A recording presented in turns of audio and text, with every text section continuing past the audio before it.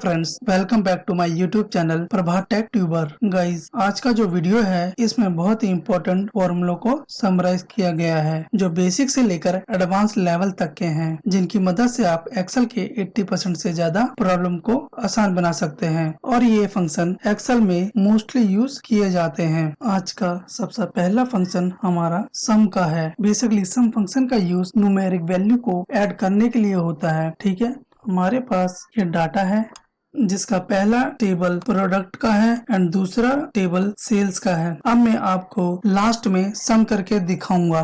ठीक है, लिखूंगा टोटल इक्वल का sign sum, first cell select then last cell, then keyboard key से एंटर प्रेस करूंगा। मैं इसको पहले कलर कर लेता हूँ।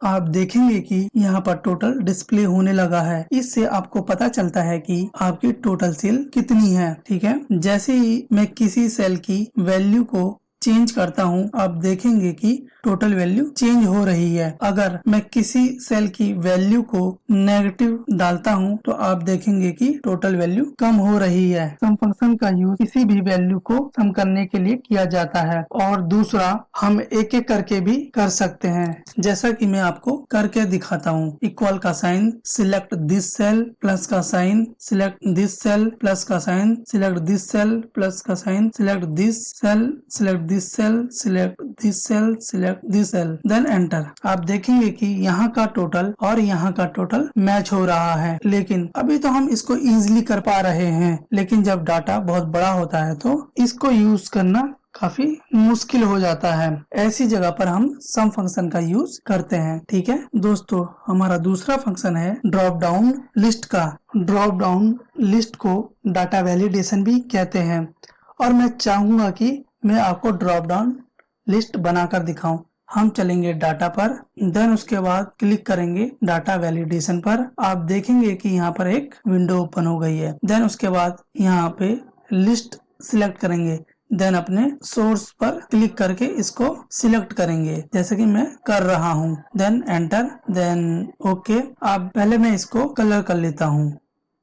आप देखेंगे कि यहाँ पर एक ड्रॉप डाउन बनकर आ गया है। इस एरो पर क्लिक करूंगा, आप देखेंगे कि हम इसका यूज कर पा रहे हैं। इस तरीके से आप ड्रॉप डाउन लिस्ट का यूज कर सकते हैं। हमारा तीसरा फंक्शन है सम इफ का। दोस्तों, हमारा तीसरा फंक्शन सम इफ का है। इससे पहले हमने सम फंक्शन को देखा था जिसमें बहुत सारी वैल्यू को एक साथ सम करके देखा था। लेकिन दोस्तों, सम इफ का मतलब किसी स्पेसिफिक प्रोडक्ट का सम करना है। चलो मैं आपको करके दिखाता हूँ। इक्वल का sign sum if tab press, पूछ रहा है रेंज हमारी ये पूरा टेबल है। ठीक है, देन कॉमा, उसके बाद क्राइटेरिया पूछ रहा है। क्राइटेरिया है हमारा ऊपर वाला सेल जिस भी प्रोडक्ट का सम करना है। ठीक है, देन कॉमा, उसके बाद पूछ रहा है सम रेंज। सम रेंज देंगे हम सेल्स में से, देन एंटर। आप देखेंगे कि पेन का इसने सेल से निकाल के दिखाई है ये, जो कि यहाँ से मैच हो रही है। देन उसके बाद मैं और भी करके दिखाता हूँ। मार्कर्स में आ रहा है 50 और यहाँ पे भी 50 आ रहा है। इस तरीके से आप सम इफ का यूज कर सकते हैं। जैसे जैसे आप प्रोडक्ट चेंज करते रहेंगे उस प्रोडक्ट का ये आपको सम निकाल के दिखाता रहेगा। जैसा कि आप देख रहे हैं कैलकुलेटर का 100 आया है और यहाँ पर भी 100 शो हो रहा है। मैं जैसे ही यहाँ पे प्रोडक्ट चेंज करूंगा वैसे ही उसकी टोटल सेल दिखा देगा, जैसे कि आप देख रहे हैं। इस तरीके से आप सम इफ फंक्शन का यूज कर सकते हैं। गाइज, हमारा चौथा फंक्शन है एवरेज का। गाइज, मैं आपको एवरेज करके दिखाता हूँ। यहाँ पे लिखूंगा AVERAGE, देन इक्वल का साइन AVERAG टैब और यहाँ पर इसको सिलेक्ट करता हूँ, देन एंटर। आप देखेंगे कि हमारा एवरेज निकल चुका है। मैं इसको कलर कर लेता हूँ।